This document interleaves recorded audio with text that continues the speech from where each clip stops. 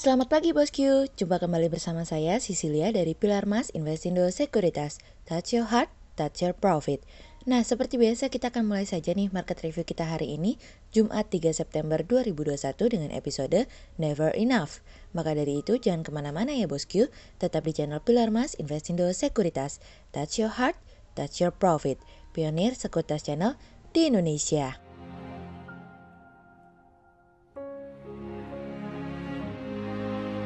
Seperti biasa kita akan mulai dari Global Economics Calendar. Ada berita dari US Initial Jobless Claims yang turun dari sebelumnya 354K menjadi 340K.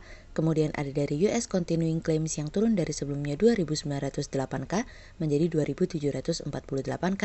Kemudian ada dari US Non-Farm Productivity yang turun dari sebelumnya 2,3% menjadi 2,1%. Kemudian kita beralih ke Corporate News. Ada berita dari PT Jasa Armada Indonesia Tbk atau IPCM yang meraih pendapatan 393,04 miliar rupiah hingga periode 30 Juni 2021, naik dari pendapatan 336,28 miliar rupiah di periode yang sama di tahun sebelumnya dari iqplus.info. Kemudian ada dari PT Waskita Beton Precast Tbk atau WSBP yang selama semester pertama 2021 membukukan rugi bersih sebesar 177,01 miliar rupiah dari kontan.go.id. Kemudian ada dari PT Alkindo Naratama Tbk atau Aldo yang hingga semester 1 2021 perseroan mencatatkan penjualan sebesar 669,8 miliar rupiah atau mengalami kenaikan sebesar 28,9% dibandingkan dengan periode yang sama di tahun sebelumnya, yaitu sebesar 519,6 miliar rupiah dari iqplus.info. Kemudian pada perdagangan hari Kamis tanggal 2 September 2021, IHSG ditutup melemah 12 poin atau minus 0,21% menjadi 6.078. Sektor teknologi, konsumer siklikal, keuangan, properti bergerak negatif dan mendominasi penurunan IHSG kali ini. Investor asing membukukan penjualan bersih sebesar 91 miliar rupiah. Kemudian kita akan masuk ke market review kita hari ini. Cerita hari ini akan kita awali dari China looking forward. China kembali beraksi nih bosku. Di tengah situasi dan kondisi perubahan dalam sistem perekonomiannya, Presiden Xi kemarin menyampaikan akan mendirikan bursa saham baru di Beijing untuk menyediakan pembiayaan bagi perusahaan kecil yang inovatif. Hal ini mendorong peningkatan peran pembiayaan ekuitas dalam sistem keuangannya. Tentu kami juga menyambut baik hal ini karena hal ini dapat mendorong pertumbuhan perusahaan-perusahaan kecil lebih cepat. Ketika tingkat akselerasi lebih cepat, tentu hal ini akan mendorong pertumbuhan ekonomi yang lebih cepat secara merata seperti yang Xi inginkan. Xi sejauh ini belum memberikan tanggal yang pasti kapan hal tersebut akan dilakukan karena Xi juga belum menunjuk dewan baru. Tidak hanya itu saja loh bosku, Xi juga akan berusaha untuk memperdalam reformasi dari National Equity Exchange dan Quotations Co atau NEEQ, bursa yang berada di Beijing yang diluncurkan pada tahun 2013 silam. Pemerintah Cina mengatakan bahwa mereka ingin meningkatkan porsi pembiayaan ekuitas dalam sistem keuangan yang didominasi bank sebagai bagian dari kampanye untuk mulai mengurangi utang dalam perekonomiannya. Ditambah lagi untuk berjaga-jaga karena adanya peraturan baru terkait dengan data perusahaan yang dimana memberikan kesulitan bagi perusahaan Cina yang ingin listing di luar negeri. Sejauh ini, Amerika masih menjadi tempat favorit, namun pemerintah Amerika juga telah memberikan waktu selama 3 tahun bagi perusahaan-perusahaan Cina yang terdaftar di Bursa Amerika untuk dapat memberikan inspeksi audit keuangan atau kalau perusahaan tersebut tidak mau, maka ada kemungkinan perusahaan tersebut akan di-delisting. Sejauh ini, Cina memiliki 2 bursa utama di Shanghai dan Shenzhen. Perusahaan terpilih yang diperdagangkan di NEEQ berpotensi akan terdaftar di Bursa Beijing yang baru. Bursa teknologi masih menjadi pilihan utama bagi Cina saat ini, setidaknya kami melihatnya demikian karena perkembangan teknologi yang sangat pesat di Cina. Bursa Shanghai sendiri sebelumnya telah meluncurkan papan baru pada tahun 2019 lalu untuk dapat menyediakan pembiayaan bagi perusahaan teknologi. Keberadaan NEEQ sendiri sebetulnya merupakan sebuah langkah kecil namun sangat penting bagi perkembangan Cina dalam menggalakkan strategi pembangunan nasional yang didorong oleh inovasi dan terus mengembangkan pembangunan baru ke depannya. NEEQ sendiri memiliki persyaratan yang lebih longgar daripada 2 bursa ekuitas utamanya Cina, meskipun sebenarnya sebagian besar sahamnya tidak aktif diperdagangkan. Oleh karenanya Dewan memberikan kebijakan baru dengan persyaratan daftar yang lebih ketat pada tahun 2020 lalu untuk membuat perusahaan-perusahaan yang terdaftar memang lebih layak.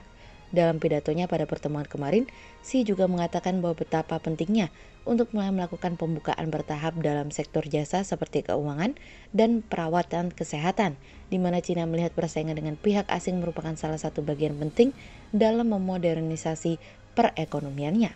Xi mengatakan bahwa Cina akan terus membuka layanan dengan menyiapkan zona inovasi yang ditunjuk oleh sektor perdagangan dan jasa melalui penerbitan daftar negatif investasi. Sejauh ini Cina terus berupaya untuk melakukan pemulihan perekonomiannya karena sejauh ini sektor pariwisata yang paling terpukul akibat pandemi. Impor dan ekspor sektor jasa terus mengalami penurunan sebanyak 15,7% secara year on year menjadi 4,6 triliun yuan atau 712,5 miliar dolar pada tahun 2020 silam akibat terpukulnya sektor pariwisata. Defisitnya perdagangan di sektor jasa memang telah menyempit dalam beberapa tahun terakhir sebetulnya nih bosku, karena kehadiran dari perusahaan teknologi dari Cina yang berhasil di luar negeri. Kami sebetulnya cukup khawatir nih bosku, terkait dengan penurunan perekonomian yang terjadi di Cina, khususnya dalam sektor PMI-nya. Perlambatan perekonomian di Cina bukanlah sesuatu hisapan jempol belaka. Terakhir, sektor PMI manufacturing Cina kembali turun dari 50,3 menjadi 49,2, yang dimana menunjukkan bahwa PMI manufaktur mulai berada di posisi yang terkontraksi atau melambat. Hal ini juga kita akan melihat data lanjutan dari PMI dari sisi komposit dan servis yang diproyeksi juga mengalami perlambatan.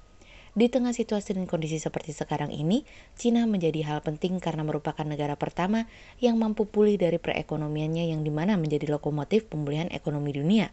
Namun permasalahannya, inkonsistensi menjadi salah satu poin penting dalam pemulihan ekonomi Cina. Belum solidnya perekonomian yang harus menahan beban keinginan dari pemerintah Cina terkait peraturan-peraturan membuat ekspektasi perusahaan Cina mengalami penurunan. Peraturan tersebut ternyata bukan menjadi booster, tapi justru menjadi monster yang cukup menakutkan perusahaan-perusahaan Cina untuk tumbuh di tengah situasi dan kondisi perekonomian yang baru saja akan pulih. Hal ini akan membutuhkan waktu lebih lama lagi perusahaan Cina untuk melakukan transformasi bisnisnya. Cina akan berubah, tergantung bagaimana kita menyikapi perubahannya dan mengambil kesempatan di dalamnya. Kemudian cerita selanjutnya datang dari Ada Angin. Pemberian insentif hulu minyak dan gas bumi kepada sejumlah wilayah kerja yang dilakukan sejak 2020 memberikan dampak yang cukup baik untuk industri maupun pemerintah. Sampai dengan Agustus 2021, pelaksanaan insentif hulu migas telah mendorong investor melakukan proses pengembangan lapangan minyak dan gas, serta pemutakhiran cadangan melalui persetujuan rencana pengembangan, optimasi pengembangan lapangan, dan optimasi pengembangan lapangan-lapangan. Hal itu pun kemudian memberikan tambahan cadangan migas sebanyak 465,5 juta barel, setara minyak dan penambahan penerimaan negara minimal 2,9 miliar US dollar atau sekitar 41 triliun rupiah. Kepala SKK Migas Dwi Sucipto mengatakan bahwa pemberian insentif hulu migas juga mendongkrak realisasi investasi pemboran dan fasilitas produksi sebesar 3,5 miliar US dollar atau sekitar 50 triliun rupiah. Investasi itu meliputi pemboran 88 sumur, pengembangan 15 sumur injeksi, 32 reaktivasi sumur, 1 sumur step out dan konstruksi serta pemasangan fasilitas produksi. Sementara itu, manfaat yang diterima kontraktor kontrak kerjasama adalah adanya peningkatan pendapatan sebesar 1,5 miliar US dollar atau sekitar 21,75 triliun rupiah. Kami melihat insentif tersebut dinilai cukup memberikan dampak positif karena menambah penerimaan negara minimal 41 triliun rupiah serta mampu menjadi katalis positif bagi industri hulu di tengah pandemi COVID-19 yang mempengaruhi kinerja operasionalnya. Namun, di lain sisi isu utama pembahasan insentif hulu migas adalah bagaimana agar potensi produksi nasional dapat dimaksimalkan. Hal tersebut penting dalam upaya peningkatan produksi migas yaitu meningkatkan daya saing yang kemudian melalui investasi yang masuk di masa mendatang akan menghasilkan pendapatan. Dari sini potensi penerimaan negara memang belum diterima karena dijadikan insentif pada awal. Namun seiring berjalannya waktu potensi tersebut dapat direalisasikan ditambah dengan tambahan penerimaan yang baru. Sehingga berdasarkan technical analisa, kami melihat saat ini IHSG memiliki peluang bergerak menguat terbatas dan ditradingkan pada level 6054 hingga 6146. Berikut stock watch pilar emas hari ini ya bosku. Yang pertama ada dari ISAT, kemudian yang kedua ada dari KLBF, dan yang ketiga ada dari Cepin. Berikut dua saham yang kami analisa hari ini ya bosku. Yang pertama ada dari TLKM atau PT Telkom Indonesia Tbk yang berhasil mencatat pendapatan sebesar 69,48 triliun rupiah di semester pertama 2021. Di tengah persaingan telekomunikasi, perusahaan mencatatkan kinerja yang positif di semester 1 2021, di mana mampu membukukan kenaikan pendapatan naik 3,92% menjadi 69,48 triliun rupiah. Tumbuhnya pendapatan tersebut seiring komitmen manajemen dalam melakukan transformasi digital secara konsisten. Hal ini tentunya didukung dengan berbagai produk dan layanan yang dibutuhkan oleh masyarakat, sehingga ini akan membantu platform dan layanan digital terbaik dari Telkom diharapkan dapat membantu masyarakat dalam beraktivitas. Sehingga berdasarkan teknikal analisa dalam tren pada jangka waktu short term berpotensi untuk bullish dengan target 3.550 dan tingkat probabilitas sebesar 32%. Sementara dalam jangka waktu long term berpotensi untuk bullish dengan target 4.500 dan tingkat probabilitas sebesar 52%. Kemudian yang kedua ada dari BKSL atau PT Sentul City Tbk yang berhasil membukukan pendapatan sebesar 2,42 triliun rupiah di semester 1 2021 atau melonjak jika dibandingkan dengan periode yang sama pada tahun sebelumnya yang senilai 159,31 miliar rupiah.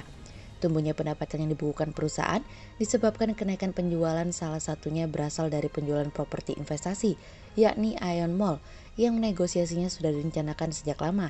Hal ini menunjukkan bahwa masih mendapat kepercayaan yang baik dari investor berskala internasional, yakni investor Jepang yang sangat selektif dalam mengambil keputusan bisnisnya. Sehingga berdasarkan teknikal analisa dalam tren pada jangka waktu short term berpotensi untuk bullish dengan target 56 dan tingkat probabilitas sebesar 60%. Sementara dalam jangka waktu long term berpotensi untuk bullish dengan target 60 dan tingkat probabilitas sebesar 60%. Sekian untuk review market kita kali ini ya bosku. Untuk info lebih lengkapnya bosku bisa download PDF dengan klik link di bawah video ini atau bisa juga langsung akses ke website kami di www.pilarmas-investindo.co.id. Dan jangan lupa untuk selalu jaga kesehatan buat para bosku ya. Kita akan bertemu lagi besok pagi untuk market review yang berikutnya. Jadi jangan lupa like, subscribe, dan tonton terus channel Pilar Mas Investindo Sekuritas. Touch your heart, touch your profit. Pionir Sekuritas Channel di Indonesia.